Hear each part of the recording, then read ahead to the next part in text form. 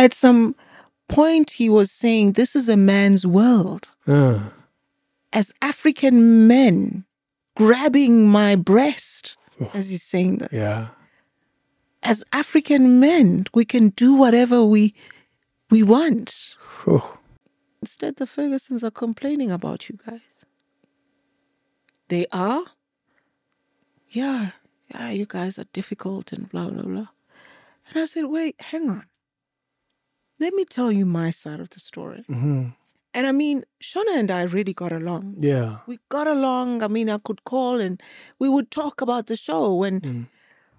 But in this second season, he wasn't picking up our phones. King David Studio podcast. All right. Let me see what else happens. A lot. No, a lot happens. Your story. How did you land this The behind the bag. Generations. Behind the badge, born. It's not so big. Yeah. I'm curious about this big guy, this big one here. So I'd been talking to a lot of people. I want to act. And then everywhere, Margaret Kumalo was working with production of Generations. And one day she calls me and to say, hi, Felt. Hey, we're having auditions. I want new characters, blah, blah, blah. Okay. I'm going to send you the script. Okay. Cool. All right. This is exciting. Go. No acting experience except for this tiny little role with Vatiswa Ndara. Don't forget my ball. You've done the ball when you were in when you were 7. Yeah. You've acted as Michael Jackson in a play that that doesn't even make sense even to you.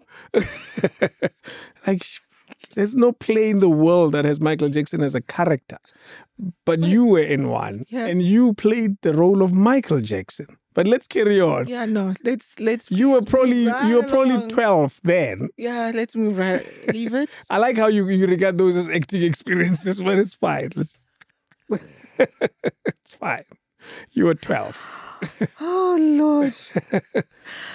So Margaret sends me the script, and I go home, and I'm like, so they've given me Karabo's lines. Yeah. Yeah. No. Connie. Yeah. It was Karabo Moroka's dialogue. I said, okay, they're looking for new Karabo.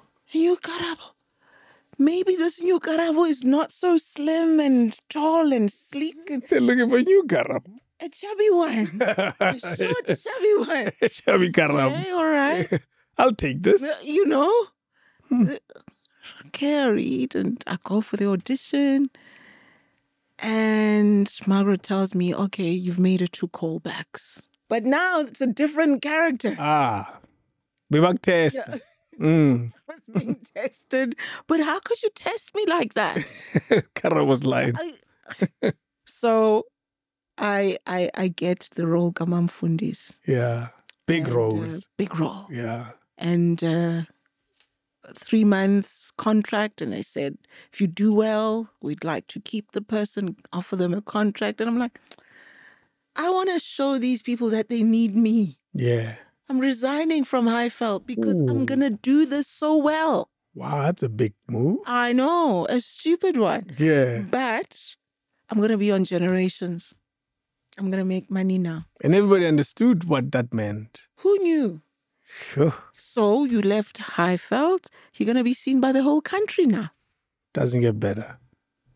Resign. I do Mamfundisi and it things. Takes the country by storm. Mamfundisi. Ooh, big. Every radio show you would hear a discussion about these characters. Yes. Even was it the king at the time? There was a letter written to one of the newspapers. That character is too much. She needs to go. It's like, but these people, they're taking food away from me. Yeah, I'm working. What did that do to your life? Because this is big. It changes. You walk in as Vatiswa, you walk out as Mamfundis. That's a huge thing in anyone's life. It was good whilst I was still shooting without the country having seen. Oh, yeah, because it's shot way in advance, yeah. Unpleasantness came with that first episode. Only one. It was just one episode. One. You talk about the power of generations. One episode. And because I had that thing, okay, first episode, no one's going to really. Elijah. No ways. And you didn't have a car. Your car was repossessed. So how long it takes? And that's why one woman said, oh, why are you here? Oh, don't you have a car? Jeez. That hits hard. That does. Yeah. It does. Even if people say, no, but you're just human, it doesn't matter. No, it does matter. So I had to deal with that and I stopped. It takes. I decided that you can't. Yeah. I can't be getting all these things. And I'm not huge on conversation and making small talk. I really am not. They're going to be asking, then So I had to find someone who stays around where I was. There was a guy, Lumumba. Okay. Lumumba. I'd phoned Lumumba. Shame, he's coming from the other side. He's not even staying where I'm staying. He'd have to come and give me a lift at times. To avoid all this. But then when I have a bit of money, I take a meter taxi. Yeah. You know, it was just too hard. Now you have this big role on TV. You've shot, you're done. It's playing out. It has a life of its own now. And on this, the reality is very different. Yeah. You're broke. I'm broke, flat broke. I've got no job now, remember. And my son is staying with me now in Johannesburg. Yeah. So I just didn't see a way out of this. I didn't. 2004 was like, who's going to help me with rent? Who's going to, you're always ducking when the landlord is. Hey. I couldn't. Had to get my son back to the Eastern Cape at some point, but some serious stuff happened before that.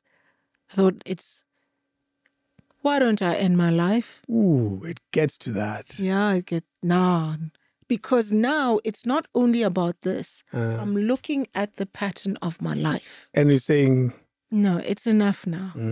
Every time it gets better for like 2 minutes, the next 15 minutes is going to be so bad. Yeah. So at that point where it's better to die because I won't feel all this. And the reasoning, you don't understand. I felt a sense of peace when I'd made that decision. That my son and my mom, people will take care of them. I don't have to deal with this now. Sure. Didn't even get that right. You suck. Everything. You suck. You couldn't even kill yourself. I mean, things are right there. I must tell you, though, I speak of it so lightly because you write of it like that. The way you wrote it is so light. I don't know. Was that a conscious decision to lighten it? No, I don't know. I think I just penned and I don't think it was conscious. It was like... Because it is very light the way it's presented. I think I don't want to relive the darkness of that moment. Okay. Maybe that's what was happening in my mind. Because it was a very dark and heavy... Of course. So you hear now it didn't happen. Why make it darken? Yeah. Because I like the bit where you say, I woke up... It's like I thought I was dead. And then the sun would hit me on the face. Torturing me, positioned. And I opened my eyes and I realized, shit, I'm still here. And there's a bit where you say, what do you say? And I was, you were shaky and all of that. Yeah. And you're thinking, man, I can't even call anyone because I'll have to explain myself. Yes. I thought that's the lightheartedness of that story. And I look at it and say, I can't believe Vatiswa, of all the things she pulled off with this book, she managed to make attempted suicide seem like, I couldn't pull it off. I must admit, though, Hey, your concoction was quite hectic. Wasn't it? Rather. You mixed stuff in the house. No, when there's someone who read the book Yeah. and said, Jig, it just cleanses you. What were you thinking? That's a cheeky so cleanse. No, but the other things that I'd put in there, I was sure this is it. Yeah, you're gone. I was gone. Yes. And that's why I say in the book, my body is still going to tell a story one day. It's going to have its tell-all moment. Of what really happened. I really, that was supposed to take me out. Was there a lesson from that, though, about the human experience? Because you don't walk out of an attempted suicide and you're the same exact person you were when you walked in. Look, the only thing I can walk away with from that experience is that I'll never try it again. Okay, good enough. I mean, the torture, as I say, it's the hangover of that concoction. I thought I was going to die from that. Yeah. It was heavy. You know, I when I say I felt like 3 elephants. We're sitting on your head. On my, Sure. I think also at that point I was thinking, why can't this just kill me? Because I felt really terrible. Yeah. I felt terrible. And I thought I'll probably get paralyzed from this. And that's more torture. Sure. That's hectic. Because the body should never take those kinds of things. J's fluid. J's fluid, handy Andy, and pills. And cheek. Yo. Well, now you know not to try that. It won't kill you, but it'll make you miserable. That's for sure. Don't try that at home. No. So, and you can imagine now, the contents want to come out. Of course. In whatever form. Yeah. From whatever hole they find, they will the come next out. best thing. Yes. I couldn't lift myself off the bed. Sure. I'm alone in the house. So what's the best thing? Try and get yourself. They'll see how I got myself to crawl to the loo.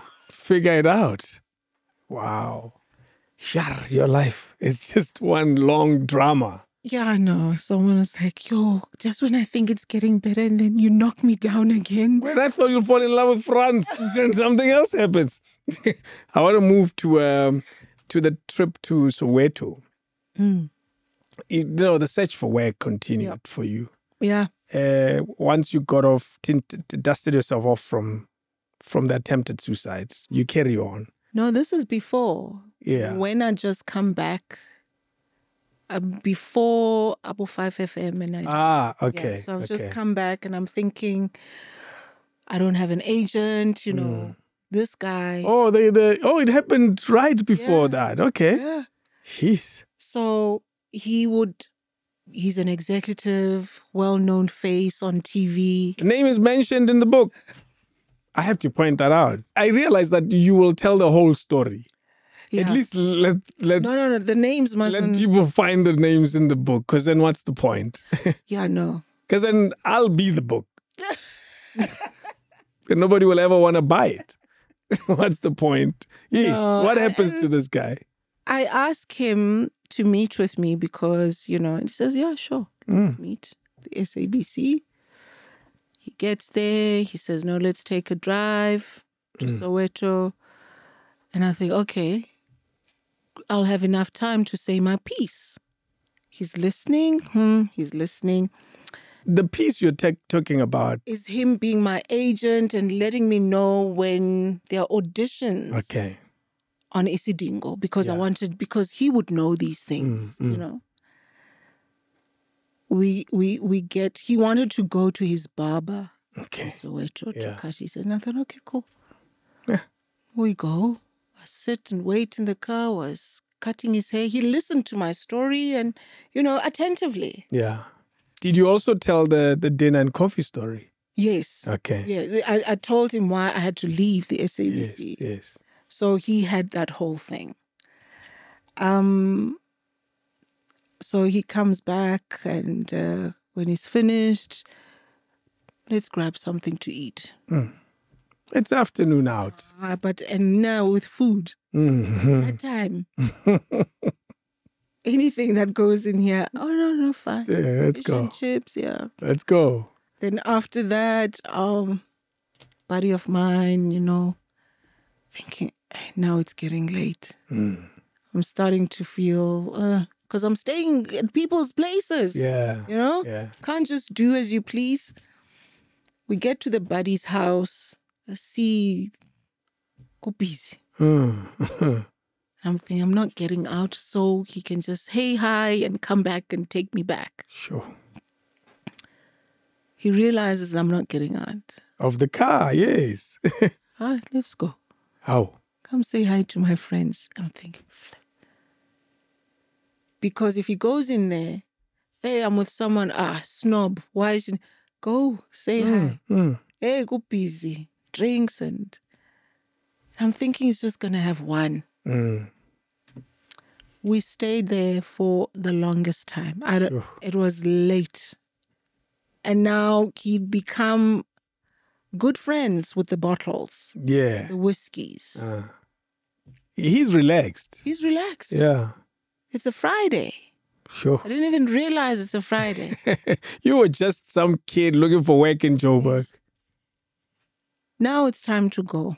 Hey, I see the walk is going to get us into trouble. Ooh. This person won't be able to drive.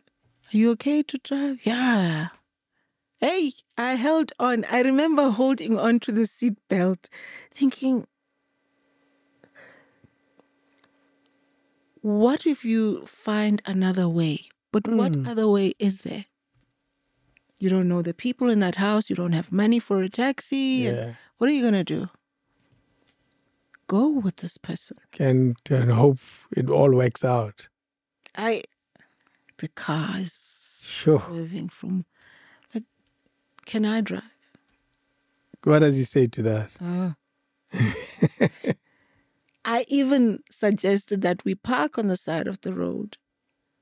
I mean, because the alternative... For him to sober up. Yeah. What other chance? Yeah. No, he's going. Says, your life is in my hands. Whoa. What power. There's that theme coming back again. But this time, I knew not to push it. Yeah. This was a very dangerous... Yeah. Because I can't jump out of a moving vehicle. No.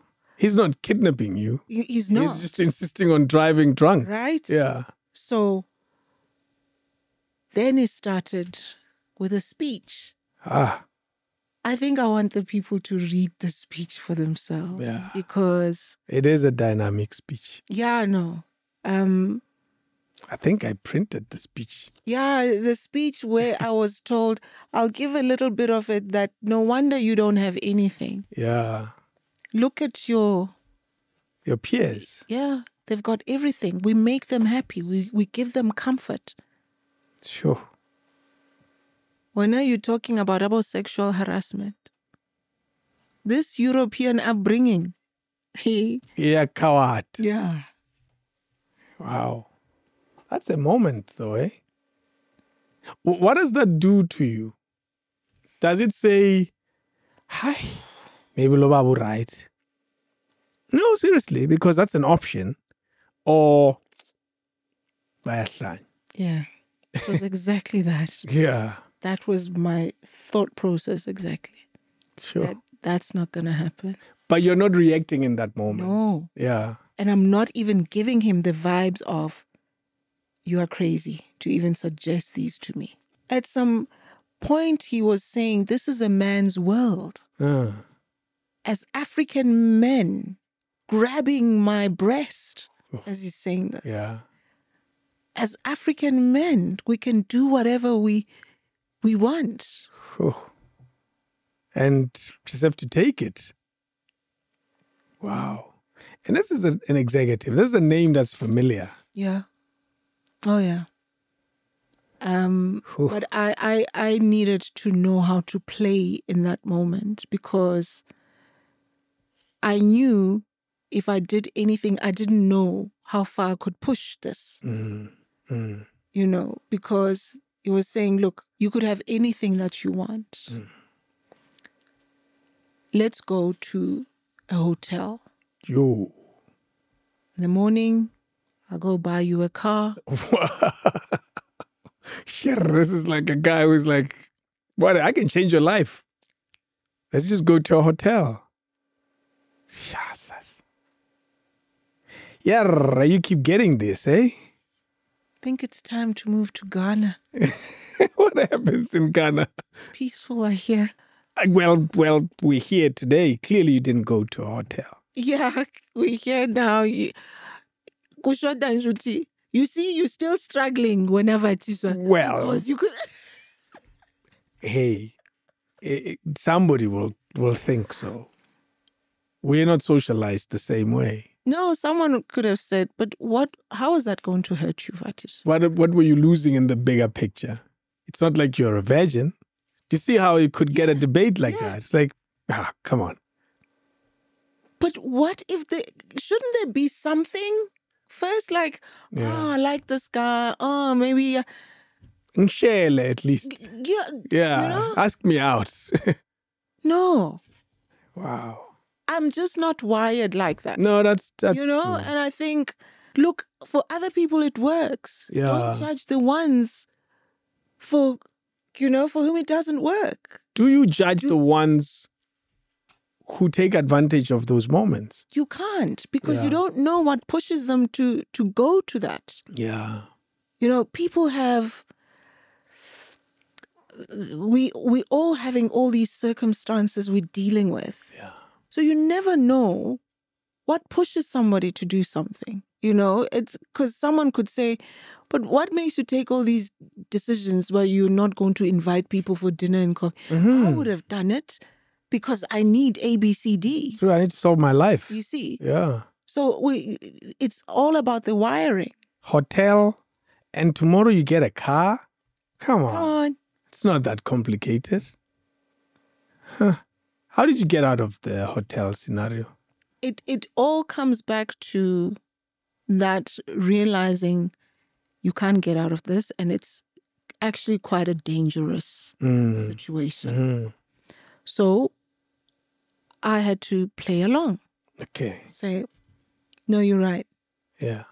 I need to start playing the game, you know, because clearly I'm not getting anywhere and I'm getting older, you know, so I could definitely do this hotel thing. Yeah. I could do it, but just not today because, you know, I'm staying at someone. How about tomorrow? Yeah. Jeez. You sounded like you were in varsity. That's cool. It worked. That's why I say in the book, at least it worked. Yes. Because it was so juvenile. And he said, okay. Yeah. I must have sold something. Because maybe that speech that, yeah, I get it, you know, Jeez. made him realize that, oh, now she gets it. And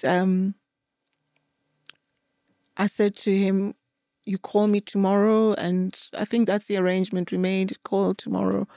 But I didn't want him to drop me off where I stay.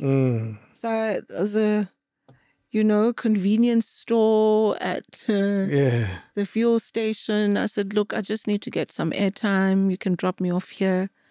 And that's how I managed to, because the following day, my phone was off, if you call, because the minute I walked into the place where I was staying, I switched that phone off. Jeez, to avoid this guy. And you were just looking for work.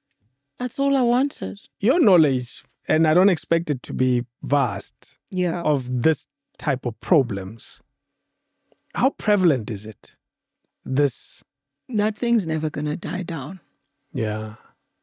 As long as there are people who still allow it, who think, I'll never get anything. I just need to do it once. And maybe you do it once, then even the next time, it just keeps on growing. So, I mean, you hear a lot of productions and where this thing is happening. You hear about the couch casting and all those things. And you ask yourself, where is the oversight duty of the broadcasters? Yeah.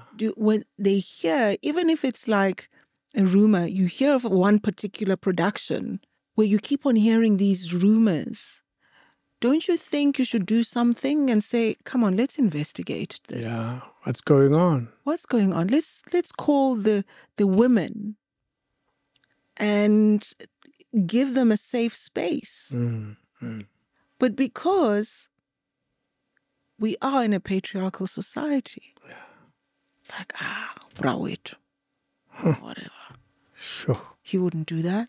And it's easy to say, well, she agreed. She agreed. Because in that moment, you could have gone to the hotel. Life carries on. Oof. You could have done a dinner. Life carries on. I'm just saying that there are those moments where the choice is also in the hands of the woman to decide yes or no. And I decide very quickly. I'm like, Yeah. And in this instance, I guess you played dead. Yeah, no. Yeah. You played dead and the moment passed. Yeah. I survived it. And I mean, what a young girl who's from the rural areas meets some hotshot producer and says, look, I'll give you a job. This is what...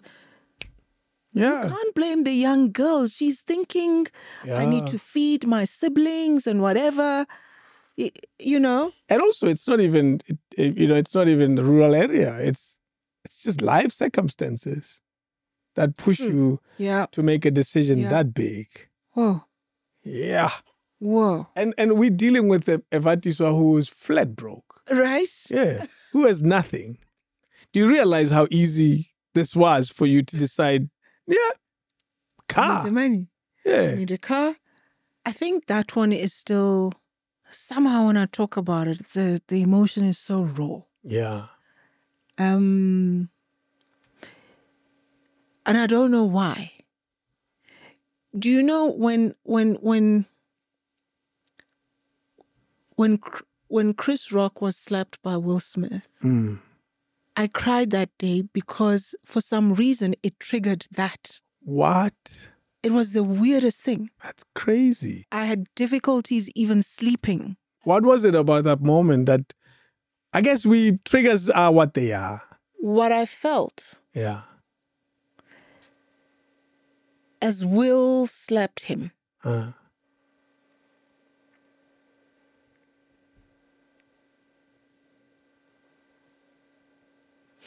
sorry, V.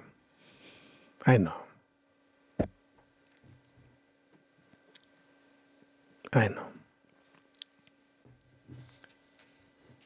No, I'm fine. It was a humiliation. Yeah. I felt what he felt. Thank you. And you have no control. Yeah. He had no control over what was happening at that moment. And so it took me back right there. Because, it took me right there.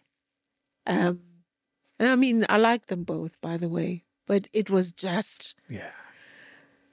So when talking about, I think...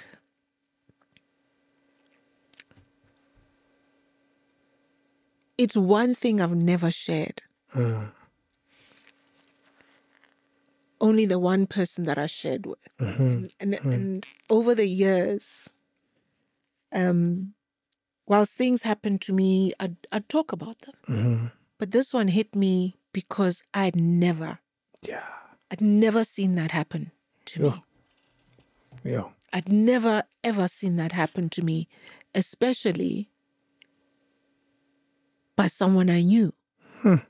Now, this could have been my go-to person. Yeah, the very go-to people we were talking about earlier. He was a friend. Yeah. I considered him that. I would call and say, Ish, I need this. Blind. He'd send 2,000 rand. Yeah. So how could I see this? As a possibility. One time I even called and I said, look, it's my son's birthday. I've got nothing. He gave me money. I sent my son in the Eastern Cape a box full of things. Same person. Same person. And then there was a huge 10 of events. How could I see that coming? Yeah. And then you would have a friend of his who would say, you dare go and report that. Who's going to believe you? Jeez. That's what stopped me from opening a case. At that moment. At that time. Do you know something that stands out for me is when you called the friend and said, and used the word rape. Yeah, and he said, you can't use that word. Yeah. And I said, but that's what happened. And you're not allowed to use that word. I didn't go to open the case, but I needed to confront this person. Yeah. I did call him. And we met, what's the campus square? Not the friend, the actual person. The actual person. Mm-hmm. He agreed to this meeting. Yeah, campus square, we met at News Cafe. Mm-hmm. I needed to understand, knowing how broken I am. Mm.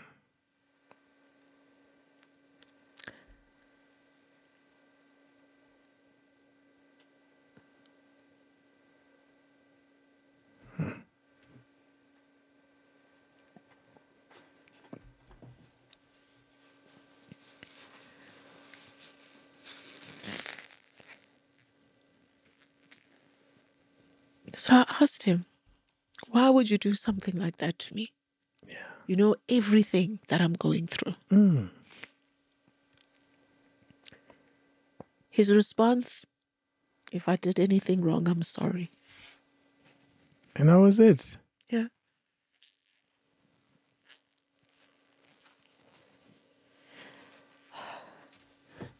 That was that. I want to ask what something that may seem like a dumb question in this context. He knew what he did was wrong. Yeah. Because even when you called the friend, yeah, the friend said, I know. Yes. Why you're calling me. And so that means he called first to say. He called him and said to him, I think I did something that I was not supposed to do. Yeah, done. That already says he knew what he did. Yeah. Yeah. But who's going to listen to a Vatiswa over that person? Many years later, you opened a case. Yeah. What inspired that decision? After hearing what the friend said, there's my mother. Yeah. I always tried to protect her because there was just so much happening in my life and I didn't think she could handle all this stuff. Now, what if she sees the news of Vatiswa falsely accusing because she's trying to get money? Yeah. You know? So that's the narrative that was bubbling under. That's what the friend had said. Yeah. That's why I stopped. So, and I didn't have the greatest trust with media. Of course. You know? Yeah. You've had your experience already. Yes. Yeah. This person has money. He's well connected. He knows all the people. He's in the legal space. Yes. Yeah. So now they could easily turn this on me. Being she wanted to get money and, you know. Extortion. Yeah. Yeah. So I let it go. But all these years, it was always there. Of course. Look, it's still here now. It is. Yeah. And 2019, I think, was the year I was like, I am tired. I was having issues at Mobango. I was, my mom is sick. She's in hospital. There's just so much. And I don't have the financial freedom to make things better. Yeah. Why am I protecting all these people actually? I've carried all these things and I'm getting labeled and there's this, there's that. I'm tired. Yeah. Comes the point of the open letter and that started my healing and I was like, actually. You're throwing everything in here. Yeah. Yeah. Let it go. Yeah. Let it go. Wow. And I spoke to one attorney and he said, no, open a case. Open it. And I went. Jeez. Thinking I'd get justice. That too is another story all on its own. Well, I'm going to say this. How can there be justice when we have ministers like the Minister of Justice who do unlawful things? What was I expecting? Yeah. From the top, it's already messed up. Nothing really happened. Nothing. I opened the case in 2019. They wanted me to do all these things back and forth. Then there was COVID. Okay, and we started communicating with the prosecutor. And that was that. Last year, I called. 21. 21. Yeah. What's happening? Oh, I didn't even know where the docket was anymore. Ooh. Whoa. Do you think he's aware of the case that's been opened? Yeah, he is. They were even taking time to get his statement. Of course. Let me tell you what one officer said when I went to open the case. A police officer. He says, "Why are you opening this case? Do you want money?" I kept quiet. I reported him to his seniors. Yeah. He was forced to call me and apologize. Whoa. Why? Yeah. Even if it was about money, what business is it of yours? True. Why would you ask someone? You see, what people don't understand is that trauma does not expire. So how long must I carry this poison for? Yeah. And what good is it doing me? And I don't know how much it's affected me. Yeah. So putting it out there gives me a bit of a relief. Because it's in the story, in the book rather. Yeah. But I'll tell you immediately that I think you deliberately did not detail it. The one detail you point out is, and he still had to drive me home after all of that. After all of that. That must have been a long drive.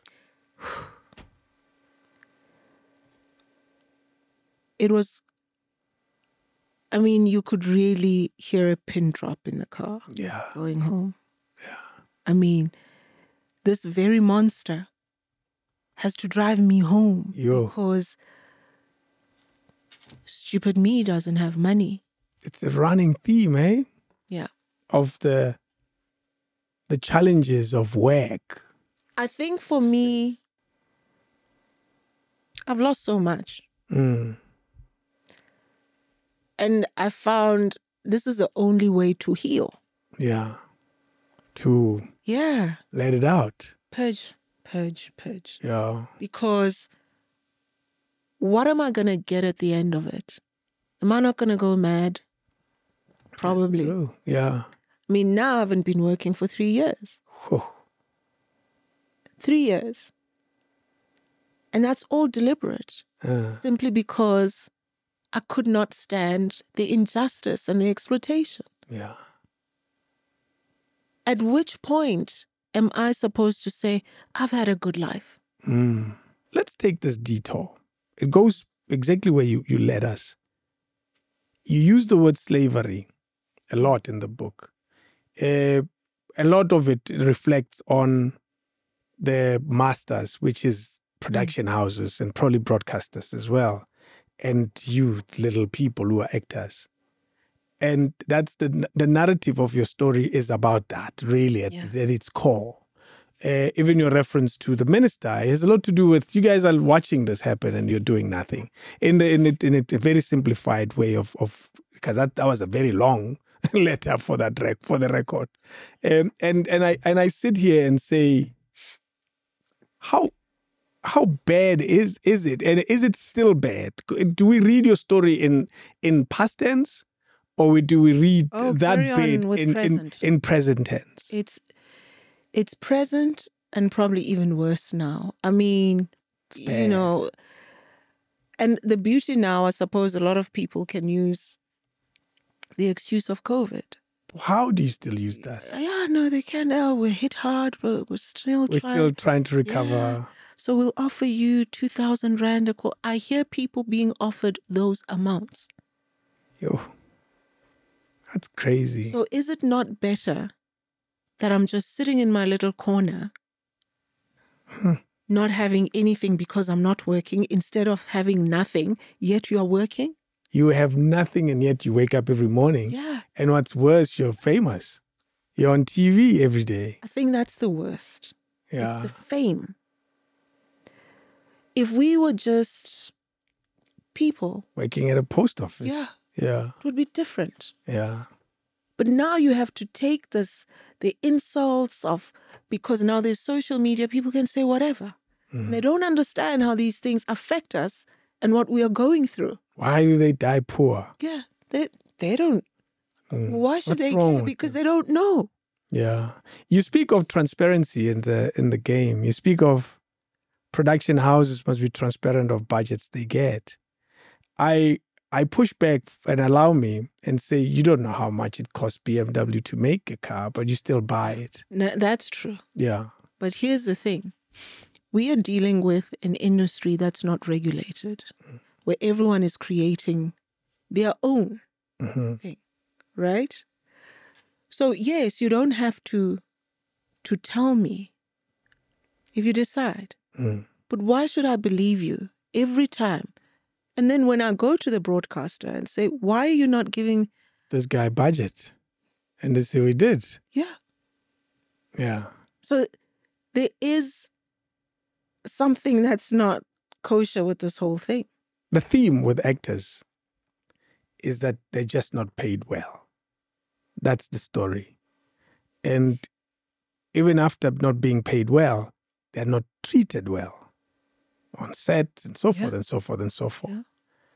It paints a grim, grim picture of this glitz and glamorous world that we see on TV. It's on Netflix now. You said it, you haven't worked for a while because you're just this big-ass whistleblower that just doesn't stop. What do you mean I don't stop? No, I'm just saying that, that people who are saying, leave her alone. Do you think and I'll use the word very loosely, your big mouth is the reason you don't get work? Oh, now it is. I mean, well, look, even before, I used to have these, for instance, take the Cape Town production. Mm-hmm. I think that triggered something that, wait, guys, Gatti, we have a problem. She's like this. Yeah. Yeah. And then it just keeps on growing. There's more of these type of things. That she will question why she's being given 20 scenes. In one day. Is that too much, man? I'm being honest. I'm being innocent in my questioning. Let me paint this picture for you. Yeah. I went to do a Danish show, right? And, okay, so this isn't your normal South African call sheet. Mm-hmm. All the scenes, probably they're 25. You have 21. Okay. All right? It's a lot. 21 scenes. 21 scenes. Yeah, one day. In one day. Ungena ngo-6, uphuma ngo-9. Yeah. Yeah. If they want, because abazukubhatala nalo overtime. Yeah. Then I go on this Danish show, get a call sheet, there are only 4 scenes. And I'm thinking, hey, these people must give me the rest because I need to follow when my scene is coming. You thinking they're short? Yeah. I asked her. I asked this girl, I think she was a second AD. Look, sorry, where's the rest of the... No, that's the whole call sheet. Yes. I looked at her. She must be mad. 4. 4. Says, actually, today they're more. Normally? And no, she just laughed and walked off. Yes. So clearly these people are between 2 and 3. Pretty much, yeah. 2 and 3. Whilst you have 21. I mean, in Cape Town, I was getting that. Yeah. 20, 19. Explain this from the perspective of the viewer. Yeah. who's watching TV, they don't see them as scenes. They see them as shows. As shows. They see them as individual episodes. Yeah. Those 20 scenes, what do they translate to a person who's viewing the show at home? Okay, so when you see David Yeah. and Vatiswa sitting in in a yes, yeah. Then we move to somebody else's house. Vatiswa is there again. What? Yes. Yeah. So when you saw her with David, that's one scene. Mm-hmm. And then they took to shoot the other scene. Change Makeup sometimes and whatever. Yeah. But what happens is that on these productions, when you get those 20 scenes, you're shooting so many episodes. I was about to say, so it translates to, easily could translate to 10 episodes. Yeah. If they on that one day, yes. Yeah. So it makes the production cheaper to shoot because I called you for one day. One day. Yes. And you shot 10 episodes. Stetile ngawe, signike malini? 3,500. Wow, man, that's just bad. The word slave is even an understatement. You see, do you understand now? Wow. Yeah. That's how it's done. This is normal. Look, let me put it this way. Years back when we started doing our home affairs and 13 episodes was shot over 3 months, right? That's a relatively long time. Yes. So you give enough time and give quality. But now 13 episodes can be shot over 4 weeks. Sure. Done. Yeah. That's a movie could be done in 2 days. They're going there. Yes. So that's the difference now. 26 episodes can be done in 2 months. Yeah. That's crazy. And then we're not allowed to say exploitation? Because if you do, you sound like we are Sanyalo. We are Papa. Diary of a Mad Black Woman. Mandenza, my own movie. Diva, difficult to work with. Yeah. It's all those phrases. Yeah. Then you hear agents talking. You think these are the people that are supposed to support us. Yeah, and they don't. Because you do speak of agents as well in your story. And you say... Who do I not speak of? They stand out in the narrative of... But who else is there to protect actors if you guys don't? Because you eat from the same plate we eat from. Right. Because they've got a lot of these 2,000 rands. Yeah, it's you and 40 other actors on different productions. Because you're not getting a lot of work. South African actors and actresses are seen as desperate and poor and struggling. You will tell them anything, you'll offer them anything, and they're likely to take it. Obviously, they are the stars you spoke of. But there is that statement true? Look, they will try, a bit of resistance, but largely they take it. Yeah. Because what can they do? This is the work they've signed up for. And not because, I heard how one executive producer was going around saying, actors think with their stomachs. Yeah, wow. Sounds like talking about politicians. You see? Yes. So we don't have to offer them a lot because they're hungry. Yeah. So when this one actor says, no, can I please have more? How is this one not thinking with her stomach? Yeah. But and when then you hear actors saying, is she mad? This is South Africa. Where is she going to get? How far is that money going to stretch you that you're taking now? Because that's what I'm at a point of thinking, okay, I've been doing this now for some time. Can I get a bit of something?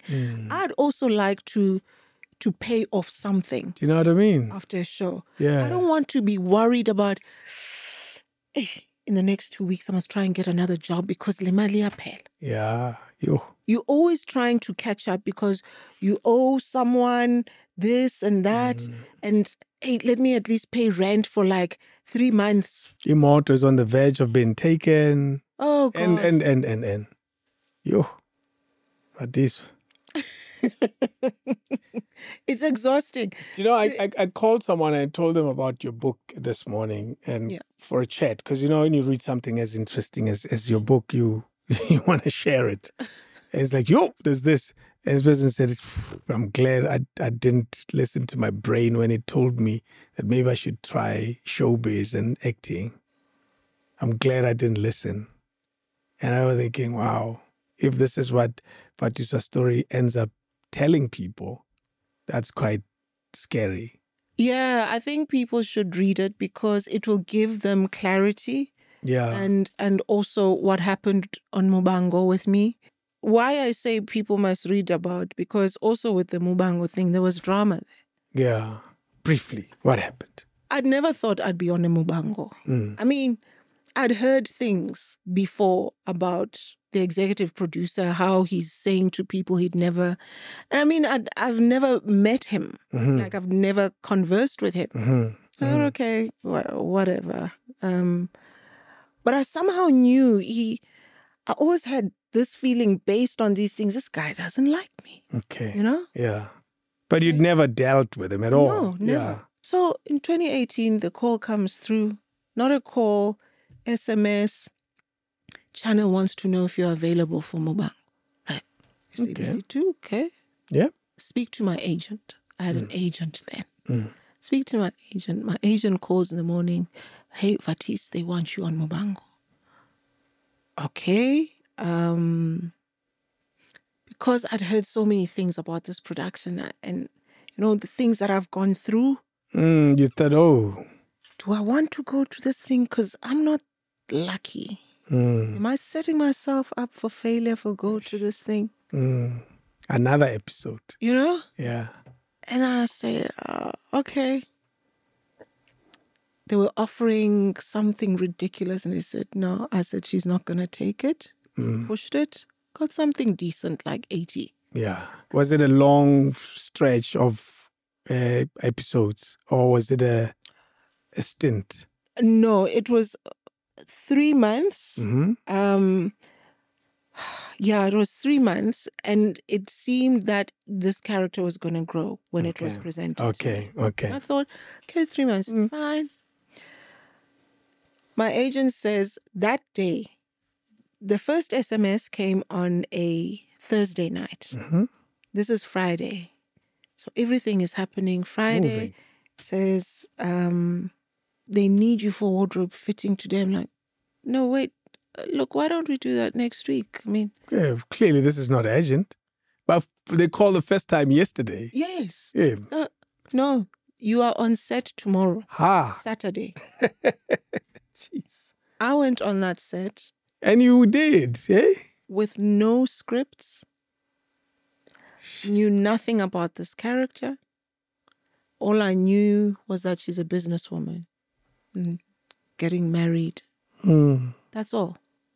You. And my agent asked them scripts and no, she won't have a lot. You know? I get there, over 9 scenes. And I asked this girl, and I first said to her, look, my agent said you guys don't have a lot of dialogue for me. She says, yeah, no, it's not a lot for an actor of your caliber. I'm thinking, what caliber is that? Wow. Already that sounded wrong. Yeah. You're not a beginner. Don't worry. Yeah. So you handle You'll be fine. More than 9 scenes. Yo. So I told myself, I said, pace yourself. I'm not going to stress about it. I can only do the best that I can. True. They only called you yesterday. Yeah. And I gave them everything. Yeah.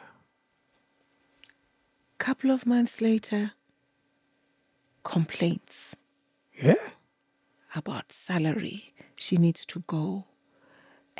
Certain actors are not happy. About you? About me. Crew. Those people always save my life.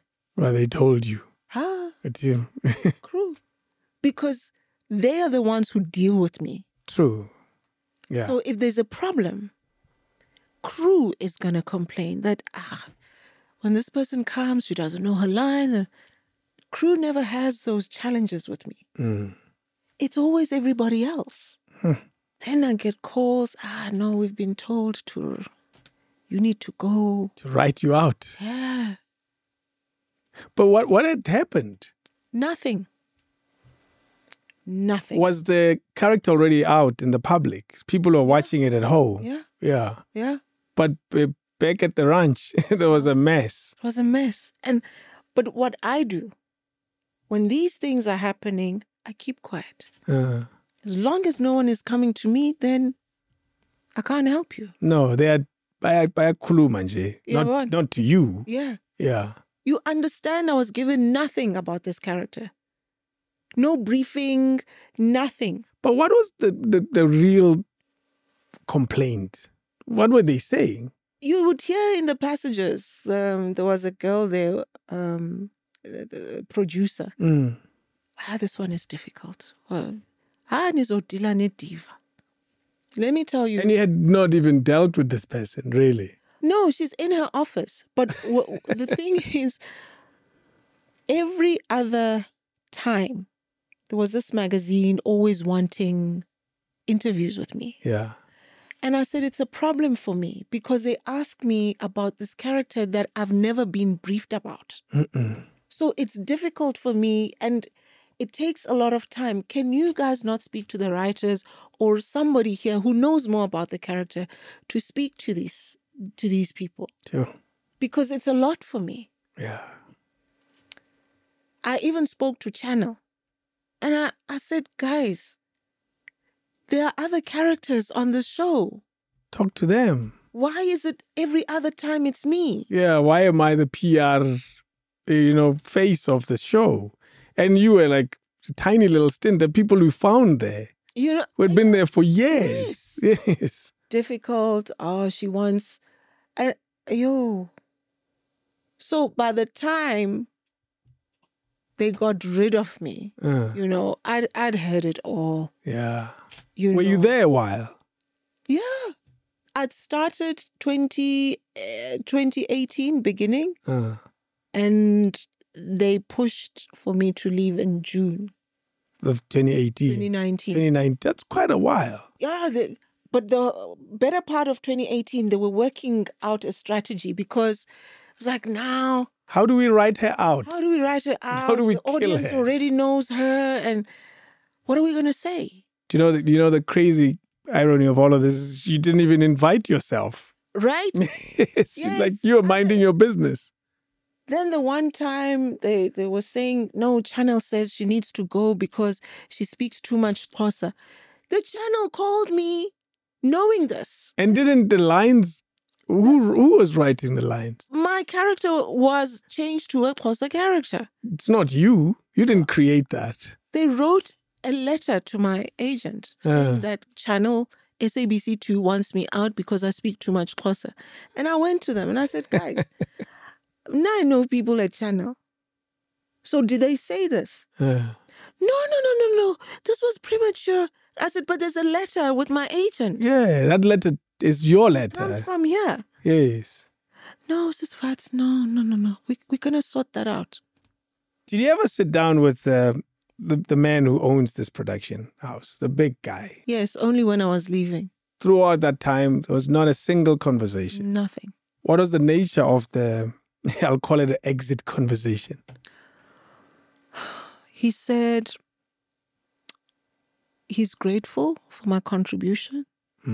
I did great things for his show and he would still like to work with me. Me? Oh, really? But you're firing me? No, I've got nothing to do with contracts. How is it that he's got nothing to do? It's his decisions. Yes. So I said, oh, okay. I don't know what he was trying to do.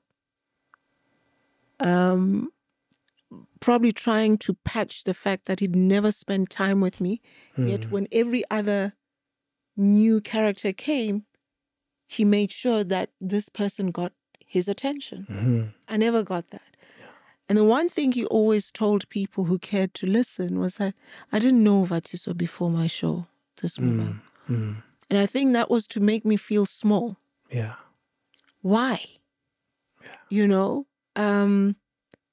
And I remember one girl saying, but how could you not know Vatiswa? Mm. And I mean, she's on your show now. And then he says, no, I don't see her. I see all the others. Wow. Wow. Jeez, man, you've seen it all, eh? Why? I'm tired of seeing now. Maybe it's time you created your own. What do you think? No. Created your own world. No. I've created my own. You see, with the book, I own it. Of course. It's the first thing I own from this world.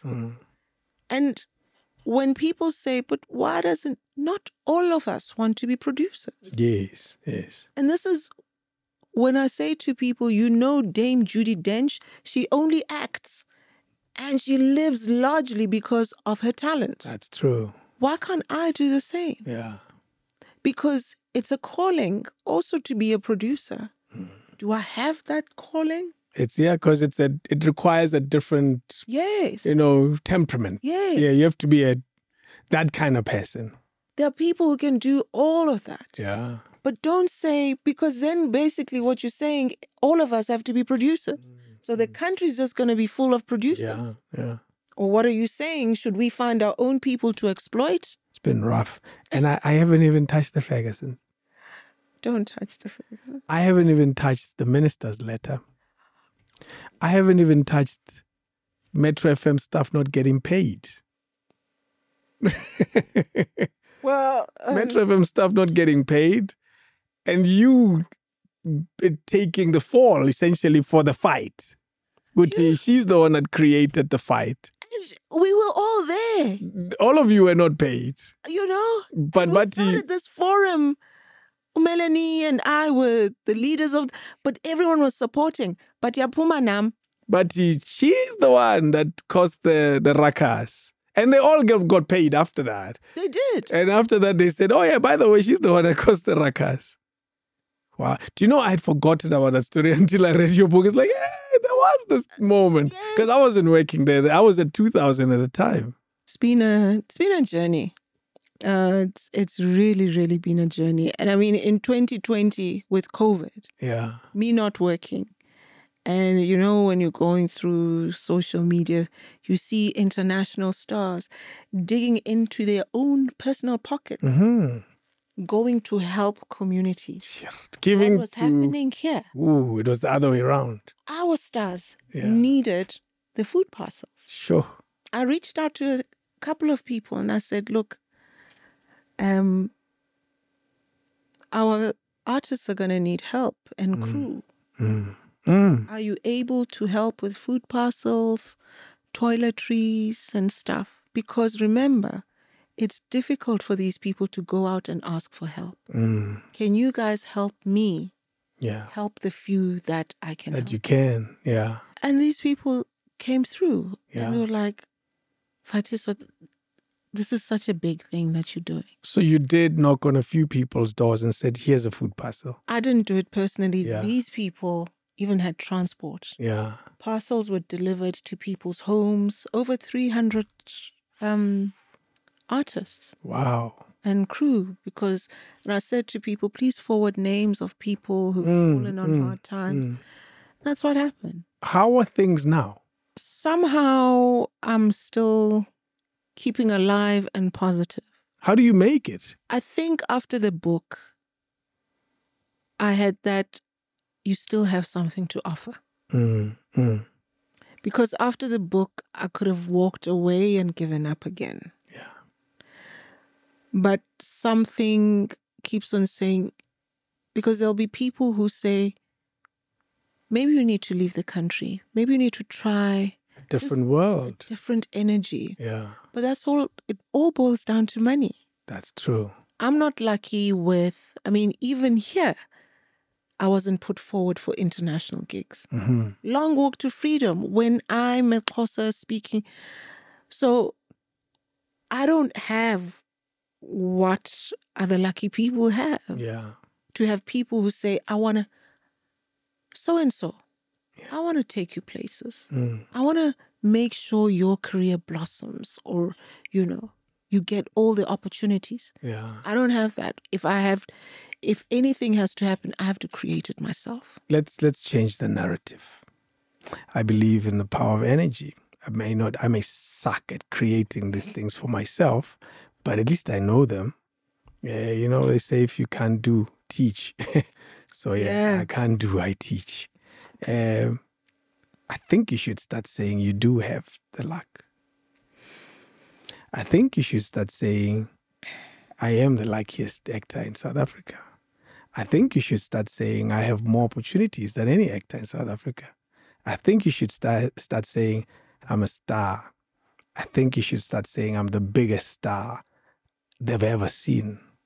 I think you should start saying, my well is so full, and yet it's the deepest. I think you should start saying, I'm the greatest there ever was, and there's money flowing my way, and it never stops. I don't even know what to do with it.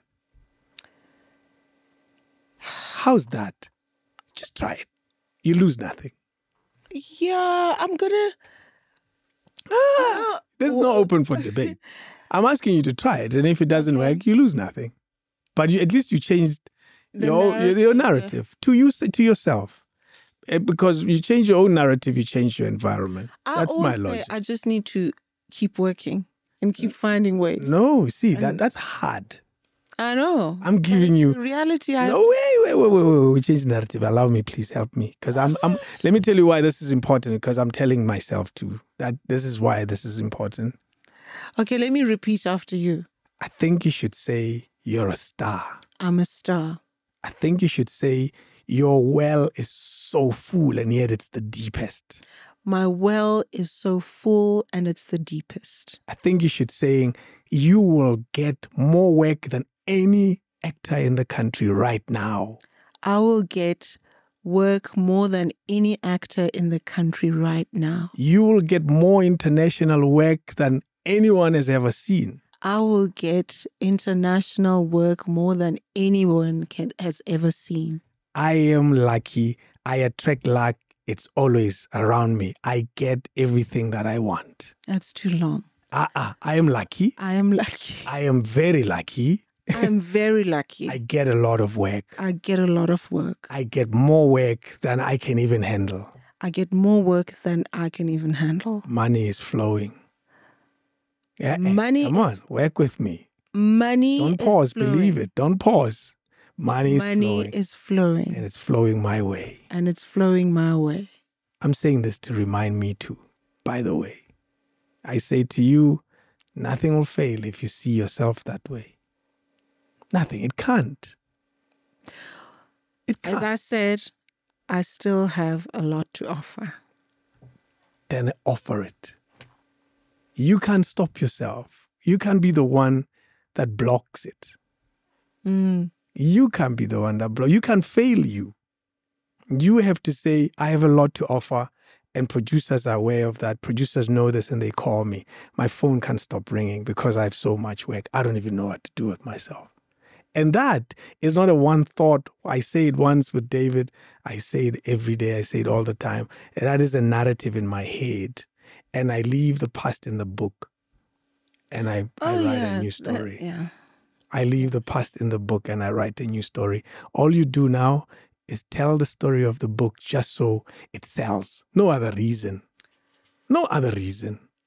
Let the book be a commercial entity. My next book? Yeah. When I got the Oscar. Done. See? No, seriously. And that's for me that and just so you know, I am not saying this to sound better. I'm saying this to remind me. Because I forget to have positive thoughts. Because we bashed with so much. Yeah. You know, life is hard every day. And it's easy to complain is easy. Oh, yeah. Hey, I'll throw another complaint at someone. People will take it. And they have one more story to tell about me when they tell others. You don't know what he's going through. You thought you're bad. And that's it. Because it's easy to narrate gag. Yeah. You know, we narrate gag. It's easy to narrate it and tell the world about it. And we create small pity parties every corner we turn. You know, we cry with others because so many people are crying. So you will not run short of people to cry with you. Really? Oh, yeah. A lot of people have problems. That's just life. Today's life is like that. My son is using drugs. My daughter is called pregnant. There's all a story. Every story there is a bad thing. And I say, hi, I'm not going to listen to them. I'm sorry, not today. I want to try to get my mind thinking that everything is working out, even when shit has hit the fan. So we believe in the world that is better from now on. If we have 2 minutes, 2 hours, 200 years, it's going to be 200 years of bliss. Let it be that. Or 2 minutes of bliss. And I say these things to remind me. I'm not saying them because I am trying to. No, yeah. If your story or narrative is positive, no one can take that away. They say people who survive the longest time in prison are those who believe that the world, they are outside. They're not inside. They survive a long time. Oh. It's easy because they see themselves already at the latest mall. But it's born by Cresta. And when you think the bus is Sun City. So that's why I'm trying to get you to believe that. Because I heard your last statement. You said, ish. Nah, no more ish. Ish is for old people with arthritis. I'm almost there. 52. I know. That's why I say. That's why I was talking to Mamulinda Sevezo today on my show. Okay. She came out. She was outside taking pictures like she was 17, and she's got a TikTok account. That's how she was behaving. And she came in, the studio lit up. I promise you it got brighter because she has that kind of energy. And she's 58. Really? Yeah. So all I'm saying is, Google for Utandayo, that's for sure. But I say to you, let us spin this. Look. Let's spin it. We left so many stories out. I know. But yet it's a 4-hour, 9-minute recording. We left so many stories out. And we left the stories that when I told people I was going to talk to you, they said, don't leave out the Fergusons. It's a big story. No, and I said, talk about it. What is the Ferguson story? Okay. 2015. Yeah. They want me on Igazi. I was back at home. Come up to Joburg. I'm offered 4,000 Rand a call. Yes. Right? Noma Russia for Igazi. Yeah. Come up to Joburg, and they said I wasn't going to have a lot of calls. So I said, okay, if I'm not going to have a lot of calls, can they get me accommodation? Because you were moving town. Yes. Yeah. I was already in the Eastern Cape. Yeah. So coming back to Joburg. So they got me accommodation. And I realized it wasn't a few calls. This woman was busy. And okay, fine. Never met Shona before. So we had a meet and greet, and it was, nice guy. We shoot Igazi, and I walk away with about 120,000 again from that. But it's going to be taxed. Is it enough? No. Okay. I mean, I tried to get my agent to negotiate get me more, better, yeah. But, and when they were talking, because Igazi was such a secret, it was like this thing, and I just thought the budget of this thing is out of this world. There we go. We finished. Then we did season 2, because I'm just gonna cut it short. We do season 2. Season 1 has done exceptionally well. Season 2, we're thinking we're getting more. I was offered less money. And I said, no, it's fine. Because I'm not good at this negotiation thing. Okay, this is how you see it. Get someone else. Okay, yeah. I didn't have an agent. So I got a close friend of mine to handle that. And they said, but how much does she want?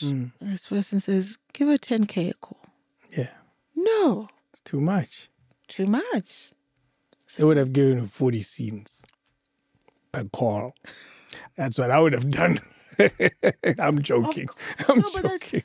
That's what they ended up doing. Whoa. I mean, not so many scenes, but it went back to what I was being offered. Because what happened was, I said to this lady, no, tell them no, it's not going to happen. They must recast. Shona calls me. hey, Vatiswa, I hear this is happening. And I said, yeah, but I can't take less than what I got in Previous season, yeah.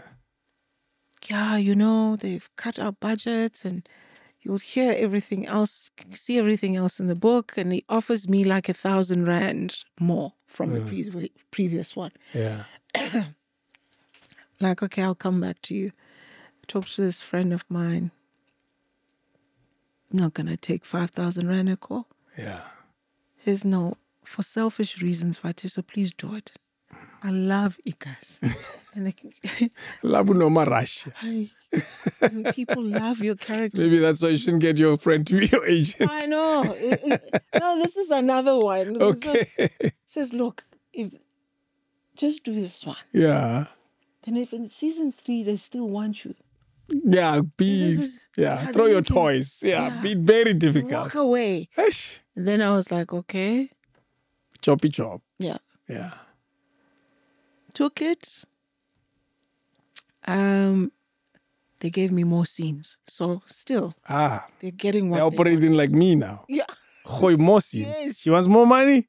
Give her more work. And my character was so busy in the second season. Yeah. So busy. And then something happened. This thing gets to me. Some girl from Zanzi Magic calls me, telling me one of the publications wants to interview me about second season. Okay, fine. And then at the end of the call, she says, I'm looking forward to finally meeting you, Vatiswa. I love your character. So I'll see you because we're having a celebration for the success of season 1. Okay. Oh, okay. Strange that we haven't been told. Okay, That's fine. unusual. Then I phone the head of PR, Yeah. I think at the time. So you guys are having a celebratory shindig for us. Yes. Says, what? For you? No, instead the Fergusons are complaining about you guys. They are? Yeah, you guys are difficult and blah, blah, blah. And I said, wait, hang on. Let me tell you my side of the story. And I mean, Shona and I really got along. Yeah. We got along. I mean, I could call and we would talk about the show.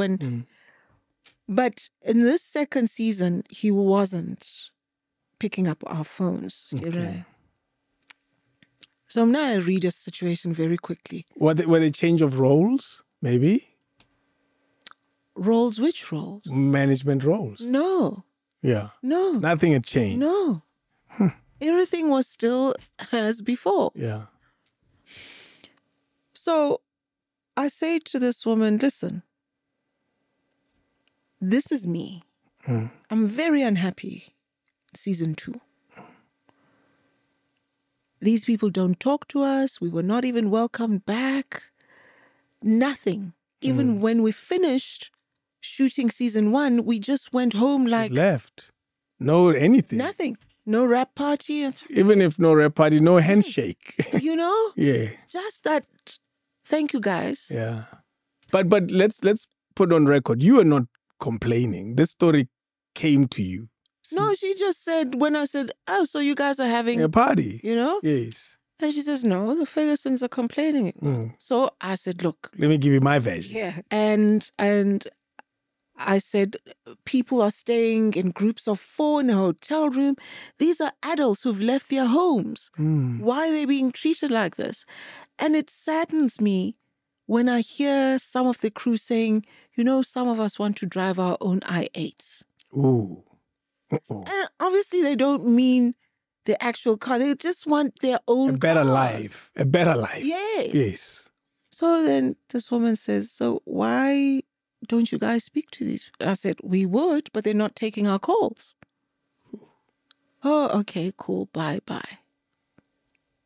About 2 hours later, a couple of hours later, I get a call from Shona. Hi, Vatiswa. Shona. Hi. Just got off the phone with Channel. They're saying you are complaining about how badly you're being treated. Interesting. Okay, I'm listening. Yeah. how you are, how my marriage to Connie irritates you. And how we're busy wasting money on Connie and buying i8. And okay, you're right. Finish. Yeah. Because I'm a good listener. Yeah. I'll let you do your thing. I said, okay, can I talk now? And I said, look, first of all, I didn't call Channel. I called someone at that place on her personal cell. And this is what I said to her. I repeated everything that I'd said. And I even put in the part where I said, and I said to her, it feels like the queen is the biological child and Igazi is the stepchild that's literally given rotten food. Yeah. Because that's what we were getting. In terms of the behind the Catering.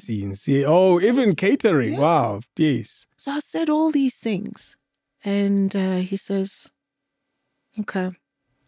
Well, anyway, actors will always be jealous of producers. And I heard your side of the story. Click, bye-bye. Cool. Catch you later. I phoned this woman, The PR. the PR. Yeah. And I phoned her using a different number. I said, hey, it's me. I just got off the phone with Shona and this is what he's saying. Oh, she's shocked. What? How did that happen? I'm sure my phone is bugged. Ha. Oh, and Shona actually said to me that she had put me on speaker because there were other people Okay. she wanted. Yeah. And so she said, At least he gave you the decency to tell you, yo, there's an audience. no, I'm hearing this from Shona. Oh. She didn't say that to me. Ha.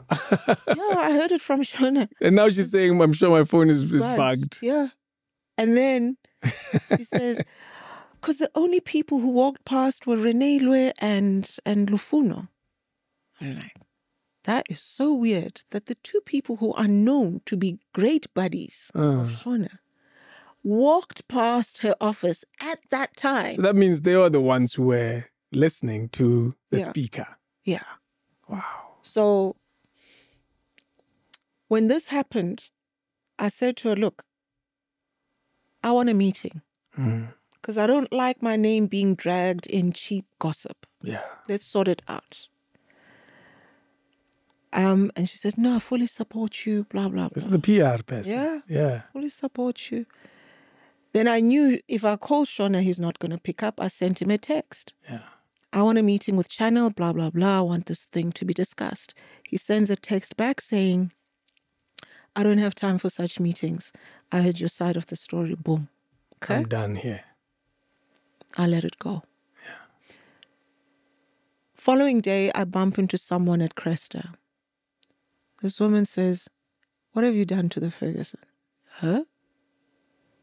No. You haven't seen the tweets? What tweets? These are the tweets, right? Yeah, those tweets. The tweets are there. Yeah. They're in the book. They are in the book. Yeah. They are in the book because I don't want people to think I'm lying. Who was tweeting here? Shona. Okay. Those were Shona's tweets. So It's a very small industry. Be careful how you treat people and how you behave. When you are out of work tomorrow, just know it's all on you. So I'm being shown these tweets. Now, this person I'm meeting is also a producer. Okay. And then she says, when I saw these tweets, I immediately thought of you. You And I was like, there's no ways. She knows they're about me. knows the backstory. And me reading them, I Yeah. knew exactly they were directed at me because this is about what happened. Okay. Let me make this easier for everybody. Let me go write an email to Channel and tell them that I want to be taken out of that contract with immediate effect. They must find a new Nomarashia. I'm not going to be on a set where the owners of it feel like I'm jealous of them. I'm just this problematic person. So everybody, let's have peace. I'm willing to walk away. Channel comes back, no, blah, blah, blah. We will have this investigated. And we went to meeting. And then they said, if you want out of the contract, you're going to have to speak with the Fergusons. Yeah.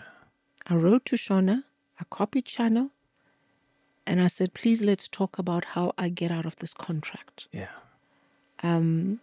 So that we don't have problems. And I know you've given me, and I put it in inverted commas, you've given me an opportunity, but it's one I'm willing to walk away from. Because that's what he says in one of the tweets. And he responds after some time, because no one saw this coming, that she would want to leave the show. Yeah. Then he says, they don't have a problem. Please, let's finish the show, blah, blah, blah. I didn't respond to that email. And this friend of mine says, just go back to work and finish it off. Was there still a lot to do? Yeah. Yeah, there was. But you wanted to leave immediately. I wanted to leave. Yeah. I mean, I'd already started shooting a great chunk, but I was willing to walk away for my sanity. Yeah. So I went back and I finished season 2. But now you could sense the tension. In that year, I was nominated for a DSTV Viewer's Choice for this role. Yeah. And these are people who said they don't have any issue with me. But they couldn't even send me a congratulatory message. Wow. You know, so... On their own show. On their own show. So in 2017, because season 2 ended in 2017, Yeah. and the director called me and said, Ewan, we might be doing season 3. Whoa. I said, okay, this is end of 2017, right? And I say, I'll do it for $1 million. So the $1 million thing wasn't new in 2019. Yeah. I'll do it for $1 million. I says, like, no. $1 million. Were you putting the money on the table as also a way of saying, I just want out? No. Okay. I was saying value my contribution. That's what it was about. Yeah. And so when I said that, I think people started talking and it got to Channel. And I think obviously it got to the Fergusons because Shona tweeted, without even telling us as cast, there will be no season 3 of Ikas. So we also found out on Twitter, oh, okay. Yeah. And we let it go. At this stage, you had moved past I'm leaving. You were working and finishing the season. Yeah. I finished season 2. You lived through Yes. the jealousy. Yes. Yeah, basically. I did their thing and season 2 did well. So now we find out on Twitter that there's no season 3. Right. 2019, we get calls from agents that, hey, Lauren from so-and-so called. They want to know if you're available for season 3 of Ikas. No, but there's no season 3 of Ikas. They said on Twitter. There's a tweet. No. Yeah. There we've got correspondence. Oh, okay. So me, being me, I said, look, okay, before they discuss a season 3, can we please address the things that happened in season 2? Because I haven't let them go. Yeah, because they were not resolved, really. No. Yeah. I want Channel, Ferguson's, let's all sit down. Yeah. This new lady, no, everything comes through me. I was like, this one. New lady from where? Channel? No, from Ferguson's. Okay. This Lauren. Oh, she's basically saying, I'm the new boss. Yeah. Yeah. I'm like, I'm not going to waste time. Let's leave it. Yeah. And at that time, I was parting ways with my agent because 2019 was just a hard year for me.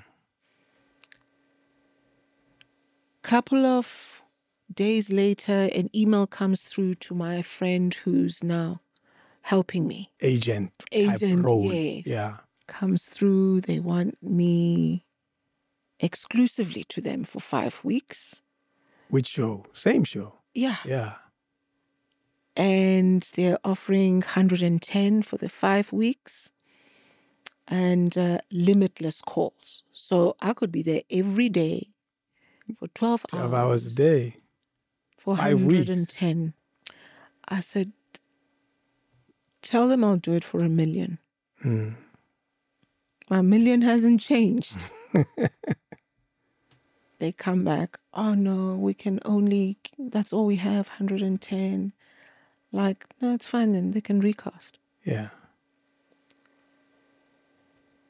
Now, this is all through email. She'll take $1 million. They come back, oh, it's a pity, we're losing her, blah, blah, blah. We wish her all the best. Cool. She sends back, thank you so much, guys. We wish you everything of the best as well with season 3. A week later, we really need her.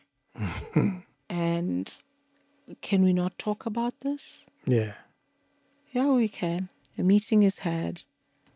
We'll speak to Channel again. And they say, Channel dictates to us, they dictate. Budget. There's no such thing. Because it's a budget thing. Yeah. There's nothing more. Yeah. How can someone else dictate to you about your business? Do you not have a budget that you present to Channel? Yeah. So what it was said to them is that, guys, you are offering her 110 for season 3 when she made 120 in season 1, made even less in season 2. And she's only going to get this, and this thing is going to repeat in perpetuity without her getting anything. No royalty. And it's playing on all these different platforms. It's just not fair. Well, we'll speak to Channel. And then I was like, no, I'm not doing it. They said we can push it to 120. I was like, 120 and 110 are the same thing, as far as I'm concerned. Yes. So that was the end of that. Wow. And so when the murmuring started, that Vatiswa is greedy, no one has ever asked for $1 million, I was like, I'm so tired. These people, do they not want anything for themselves? Yeah. Because how long are you going to take peanuts to just feed yourself for 5 minutes? Then what happens with your life? I don't have policies, medical aid, nothing. No Actors, job security. Freelancers. You've been a freelance better part of your all my professional life. Yeah. So that's how I ended up writing that letter. Yeah. It was, all the stuff that was being said. And I warned Channel. And I said, please write a statement and just say something like, Igazi is not happening. And so no matter you feel it. Do something. Yeah. Because I'm getting rather upset. Yeah. And I will use whatever platforms are available to me to tell my side of the story. And I don't think, says, no, Gateko and I are going to have a meeting with you, blah, blah, blah. Gateko didn't go. I met with the other one. And they stopped answering my calls afterwards. I was like, okay, let me write an open letter. Essentially, that closed it. But it opened the floodgates of other places, social media being one of them. But that ended, was there ever season 3? No. That was the end of it. Exactly. And you ask yourself why they couldn't recast. Yeah. Because we're always told we're not the shows. And I was just a character on it. So they could have recast, got someone else and moved it right along. Well, I guess everybody lost then in that regard. Everybody. Including poor production guys and the channel from advertising. Like everybody lost. Not my fault. No. I'm not looking at you. I'm saying it is quite unfortunate that there were no level heads. No. Because surely you were open to a negotiation A million was a bar. Yeah. We'll excuse the pun. Yeah. However, there was room to talk. And If we come back with 700,000 bucks, it's a huge move from 120 or whatever it is. I mean, they could have said, look, we've got 5. We'll speak to Channel to give you gigs here and there. That kind of stuff. But no. That's all we got, and that's all we got. Yeah. And then they said, and I think in some of the articles, they negotiated with me. There was no negotiation.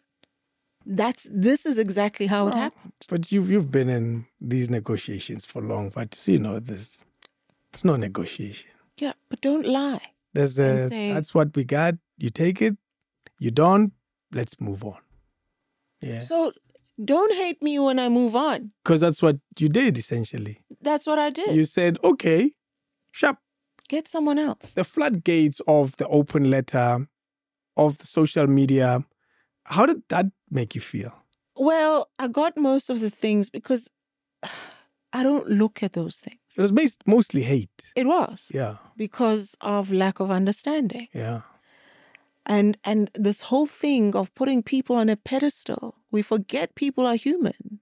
When people say, oh, I love Denzel Washington, blah, blah, blah, they forget Denzel is a human being. Mm-hmm. So the hate was coming from people who were seeing this beautiful couple that we love. They're the best thing that's ever happened. And there's this devil character who's trying to, and they could have played it. I feel that was their moment to win and say, no, Vatiswa is right. It's unfortunate. We come here and we are given these budgets and, we came, as she says in the letter, we got here and we couldn't do much. We wanted to. The reason we got into this was to bring about change. So, but they decided to personalize it. Taking her to the lawyers and I was like, cool. Let's go. Jeez. So, and then they were saying, no, but we negotiated and no, you didn't. That's not a negotiation. You offered and I said no. Right? And we moved Simple. on. Yeah. So there was so much hate because people were seeing their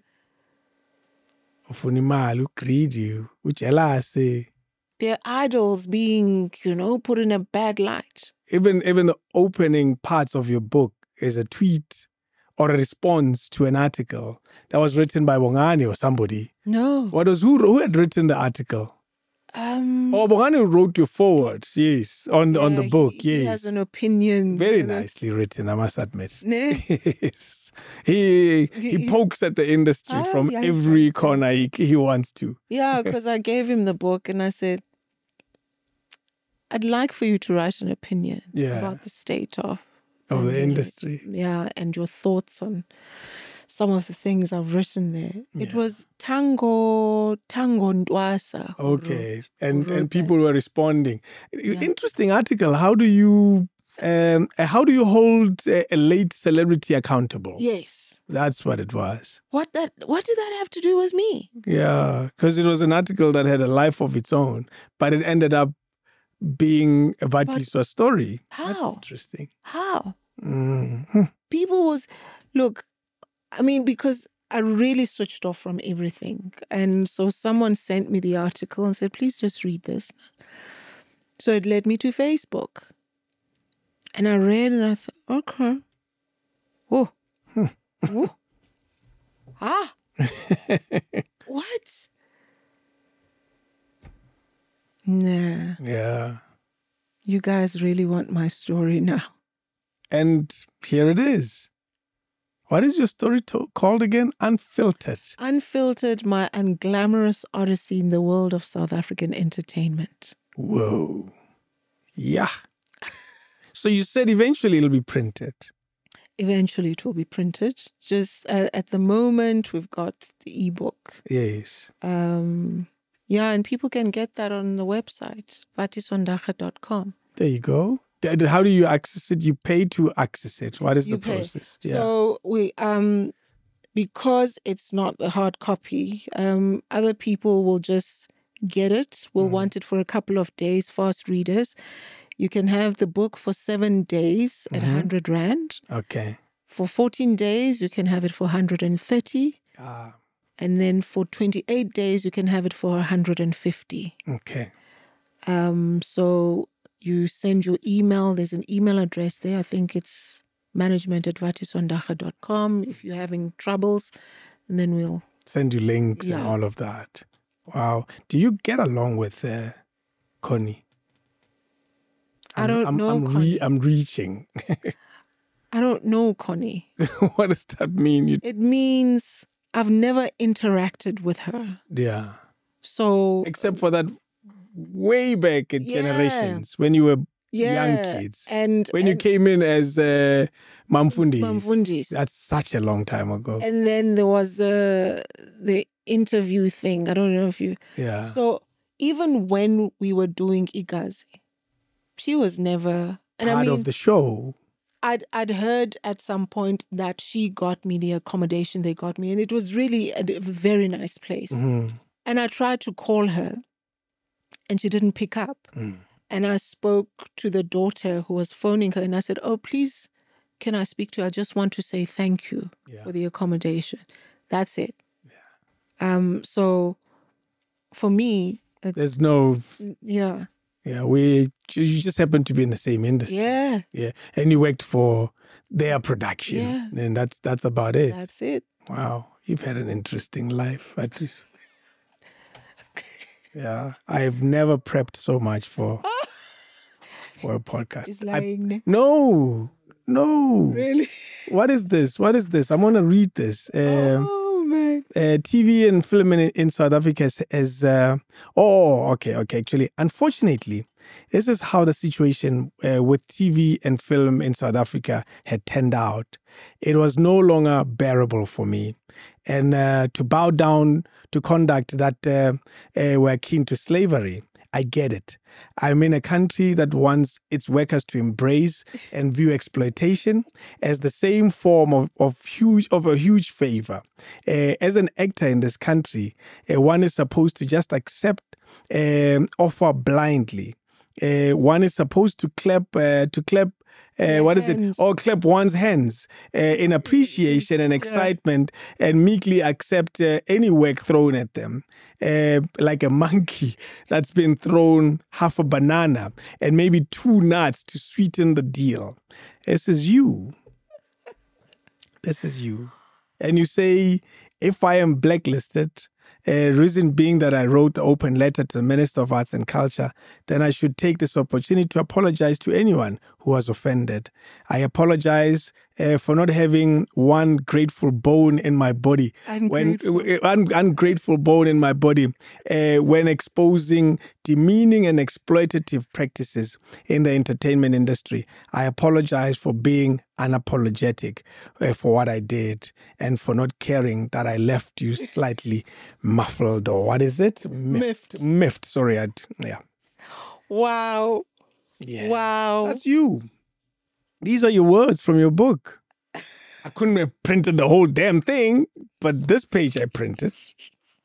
Because I thought it was a reflection of your thoughts. And this is very early in the book, by the way. You're basically saying it sets the tone for the book. It does. It's page 4.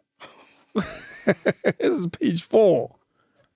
This is super early in the book, where you're not apologetic. You're describing the slavery that exists in the industry. And that's this. And this is then she says, all right, with that big Tony Scott opening, let me show you the movie. That's what happens.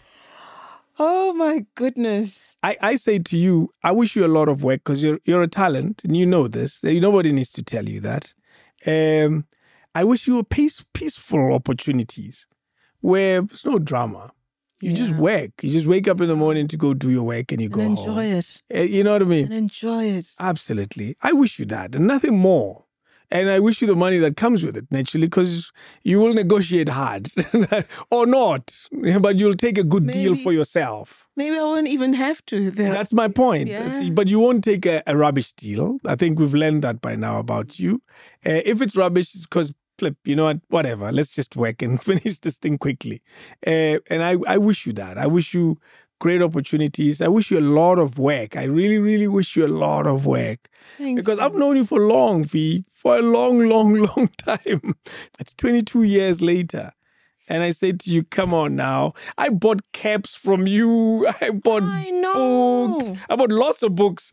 For one person, I bought like 10 books at one time. You did. I did. And I gave them to friends. I think you even sent to Panyaza. Yeah, I did. Yes, I did. I sent them to friends to say, come on, have this book. It's free from me. You know, because I always root for the underdog. It's a weakness of mine. I should root for Elon Musk. I root for you guys. Yeah, it's no wonder I lose so much. So that's why I say to you, thank you, man, for sharing your story with us on this platform. Thank you so much for having me. Because I think it tells your story. And for me, it does more than tell your story. It tells the story of the South African entertainment industry. More than that, it tells the story of the hardship that actors go through on a daily basis. And they will probably never tell. Yeah. They will probably never tell. Yeah. And because it's not easy to be a big superstar and tell of hunger, you do it when it's too late, when you're old and you're struggling and there's nothing you can do and you're broke, and then you send a tweet or a TikTok and you say Kunzima. You tell it when it's too late, where you could have been helped a long time ago. Last question: have you met the minister? I did meet the minister in 2019. Did anything come out of it? Well, he's the one that was ignoring me. He said, and let me just put this out there, because people thought I wrote that letter wanting to meet. It was not about that. Yeah. I wanted to get someone who's going to say, we need to sort this thing out. Let there be a commission. Yes. Something. Something. Yeah. Flies me to Cape Town. I went there with someone and I tell him all these things. And so you repeat the letter, essentially. Yes, because I think they wanted to gauge, because when I look back, do we have a problem in our hands? Is she mentally stable? Yeah, what's going on here? Threat to the country? Let's see. Meet with her. Yes, does she know where the nuclear warheads are? You see? Because, and then he said, we need to find you opportunities so you can get an income. Because this blacklisting thing is a problem. Yeah. Yeah. I think, oh, nice. Okay. But let's have a follow-up meeting when I come back from the Rugby World Cup. Cool. Comes back, give him about a week, because now everyone's excited. Webb Ellis. Yeah, we're dealing with Kolisi. He must, yes, it was Kolisi time. Yes. So give him a week. Call. Ghosted. You permanently ghosted. Yeah. No, he never came back to me. Well, 2020, I called because I had an idea and I thought maybe the department could fund it. Then I sent a text. Minister, please get back to me. Oh, I'm the same girl who was at Cape Town. He flew me there. Now you forgot. So I tell him my idea. And you could hear this guy so irritated. It's like, this one. And I shared a bit of the idea. Sends me to there's an actor doing that. I think you should call that actor, blah, blah, blah. And completely different things. Yeah. But he's just, I don't have time, actually. So I was like, okay. Then I wrote a tweet. Again. I saw me Twitter, Lubab. It's just like, I saw. When are you going to respond to the nation about my open letter? Because when I was in Cape Town, he said he didn't want to respond without speaking to me first. Yeah. He never responded to my open letter. No. That response you saw in the book, that's not a response. It's not a response. Yeah. It's we received your letter. Yeah. And it's a nonsensical response. Yeah. people will read it and understand why I wrote what I wrote in the book. Because how is he allowed to get away with these things? Yeah. He's got power. What's this I'm power? talking about the power thing that you deal with in your book throughout.